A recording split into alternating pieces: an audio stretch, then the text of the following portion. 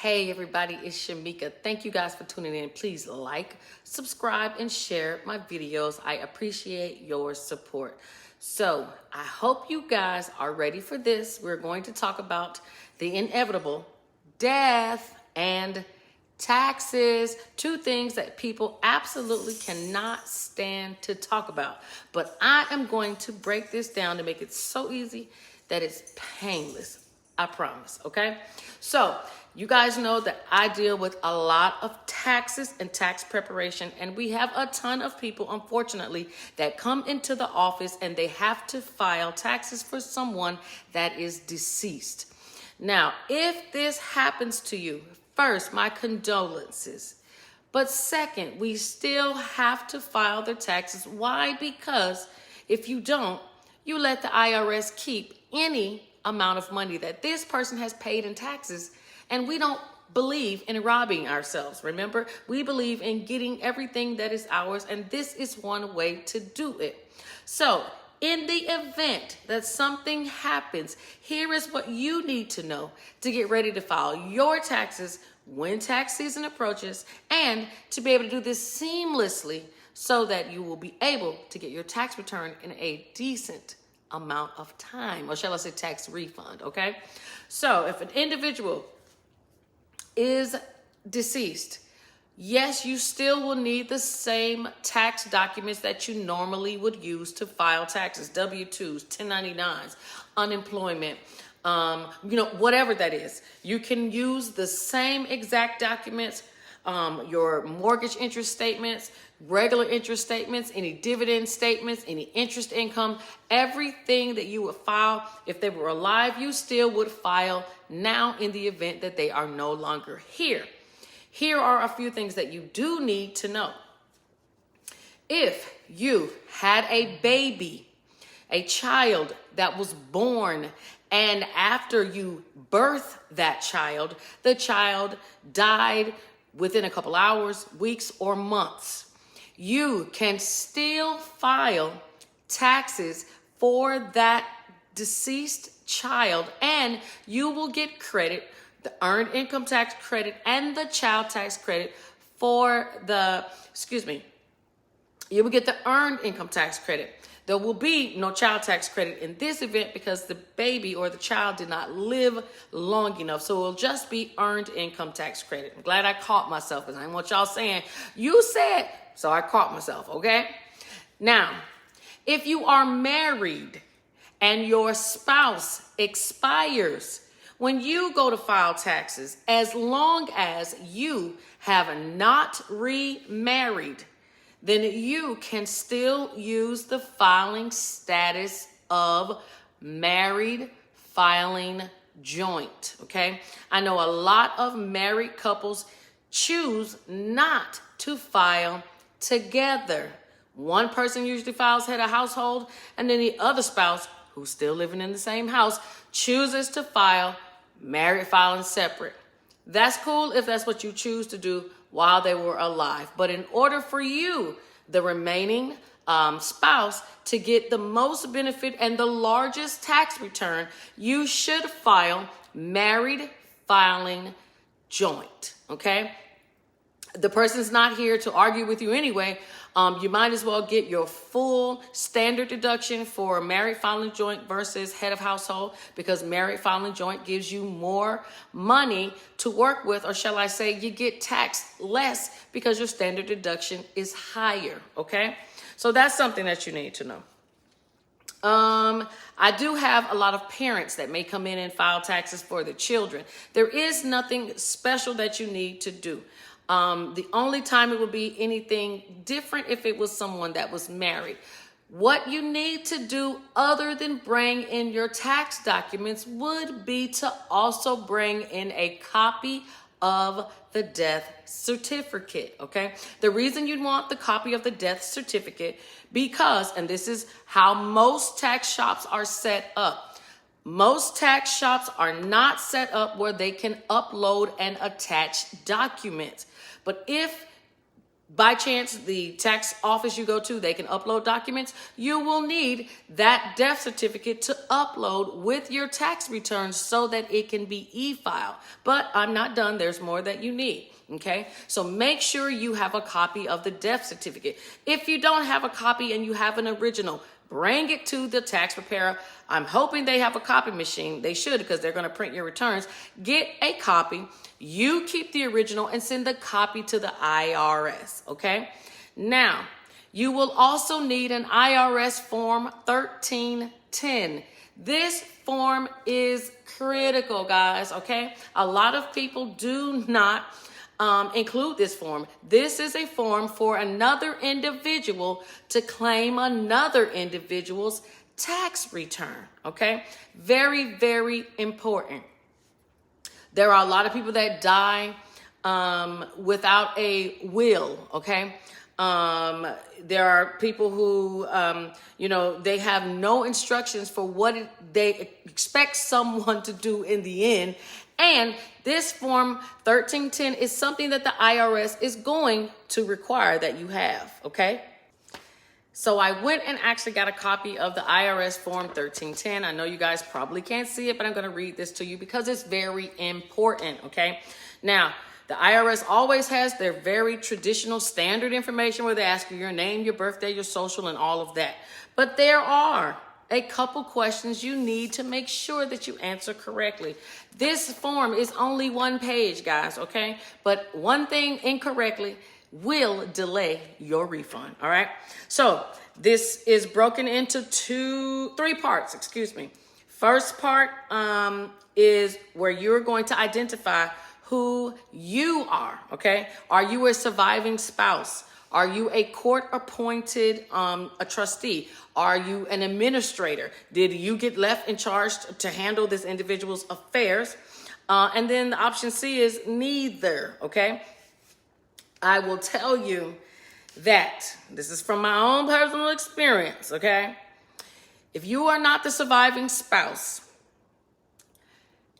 if you're not a surviving spouse, it's difficult to get the refund because the IRS is going to want to know who you are, okay? And they're going to know if you're married or not because most people who tell the truth file married, filing joint, married, filing separate, okay? So they will know. Second, if you are a court-appointed individual, administrator, a trustee, whatever that is, please, even though it doesn't say it here, attach a copy, okay? Because they're going to delay and hold up your refund because they're not going to believe who you are, and they're going to ask you to send something from the court anyway to verify. So to jump on that, send some proof ahead of time with this form when you turn it in, okay? Now, if you're not a trustee, this person did not leave a will, you're not the surviving spouse, you may have a problem, okay? Now I'm going to go to the second part. It's 3 questions. They're going to ask you, did the individual leave a will? Yes or no, okay? If it's yes, fine. If it's no, who are you that is claiming this refund, right? So it says, has the court appointed a personal representative for the estate of the descendant? That means, has the court decided that you or your mother or whomever that is going to be in charge of claiming this refund, okay? So you guys need to make sure that you answer these correctly and tell the truth because they may ask you to send proof. If you have no proof, no refund, okay? And they ask you 2 off questions about that. If you answer no, is there going to be somebody that's going to be appointed?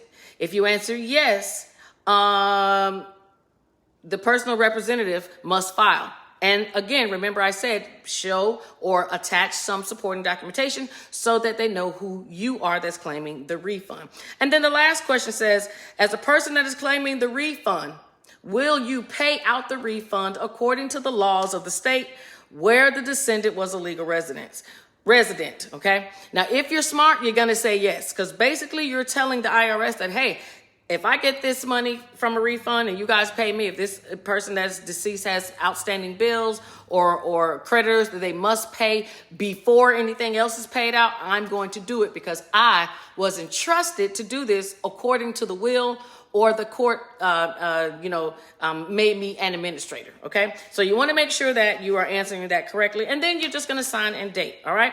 So I'm going to run this back really quick. You're going to bring in your regular supporting documentation to file your taxes normally as you normally would, okay?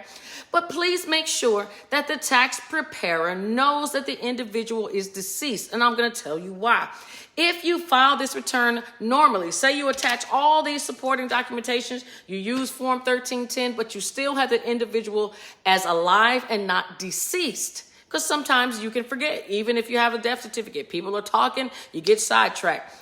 If you do that and you do not mark that individual as deceased, the person will not get the refund, okay? So, family members, loved ones, spouses, whomever you are, if you are going to file taxes for someone, please make sure that not only do you bring in their documents to file taxes, make sure your tax preparer marks that individual as deceased, and they have to put a date into the system. That's where the death certificate comes from, because the date of death is on the death certificate. Then you need Form 1310. It's a one-pager, guys, okay? Now, you do not have to attach an actual paper copy. Tax software already has this form built in. But if the tax preparer doesn't know what the heck they're doing, because a lot of people don't file taxes for dead people, okay?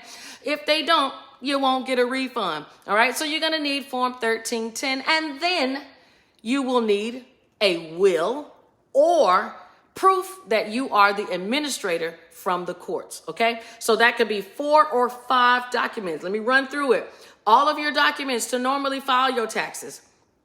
Make sure the tax preparer marks the deceased as deceased in the tax software, and they will need the actual date of death. The date of death comes from the death certificate. So you'll need that death certificate. Not only will you need that death certificate, you then will also need IRS Form 1310. It could be the actual paper copy, or it can be the electronic copy built into the software, but you will need to have that form. And then last but not least, it's going to be the proof that you're an administrator. Or if you're not an administrator and you're a spouse, you won't need this. You'll just need these 4 things and you're fine. But if you're a child or you're something like that and your parent did not leave a will, you will need to go to court and get the court to say that you can be the administrator before you file the taxes, okay? So if you find that you don't have any legal right according to this IRS Form 1310, then you should wait until after the court gives you the right to go and claim the taxes, okay? So that is what you're going to do to file taxes for a deceased individual, okay? And also, guys, remember, if you're married, happens to a lot of people, make sure that you, the first year, you select married filing joint. As long as you have not remarried, you're married filing joint. But for 2 years after, if you still have not remarried, you will qualify for a qualifying widow. The good part about being a qualifying widow is that it still gives you a high standard deduction, which means you pay less taxes than a single person would, okay? So remember that if you have not remarried, first year, you're always going to be still married with your spouse. For the second and the third year, after they have deceased, you will be a qualifying widow, all right? Don't let anybody tell you different. You can always go to the IRS and look this information up yourself, guys, okay? Let me see if I forgot anything else. Make sure you guys have supporting documentation. That's very important. Now, this is what I wanted to say, and then I'm going to let you guys go, okay? If the tax preparer does not have the ability to upload these documents, a lot of software is not made for that just yet, okay? And you guys don't know if you upload, if it's going to transmit to the IRS when you do your e-file transmission, okay? So if you are not sure, and what I normally do is, if I have an individual that has a deceased tax filing to do, I mail it. Okay. Now, my software does not necessarily upload nice, clean, and neat the way I'd like it to. So I'm not sure if the attached documents will make it through to IRS. So for my own safety and for my clients, I make sure that I mail it in. So I'm mailing in the 4 or the 5 documents that I went through earlier. So that is all you are going to need, okay? It sounds like a lot, but if you have an experienced tax preparer, it is not. But it is very important that you do file, because we don't want to leave the money on the table for anybody. Even if you don't have a will or they do have a will, that money still belongs to the family and the loved ones. You just have to get the courts to say that you can claim that money if they did not leave a will. Now, we ain't gonna talk about why no one's not leaving a will. That's a totally different video. But in the event this happens to you, I hope you now know what to do. Thank you guys for tuning in. Please like, subscribe, and share. I appreciate you guys' support. And remember, I am on Mondays at 7 p.m. on all platforms. Please tune in, bring your questions, and drop a comment below if you had to experience filing taxes for a deceased individual and what problems did you have, okay? That way we can get prepared for the next round of tax season that is getting ready to come up. You guys take care. Talk to you soon. Bye.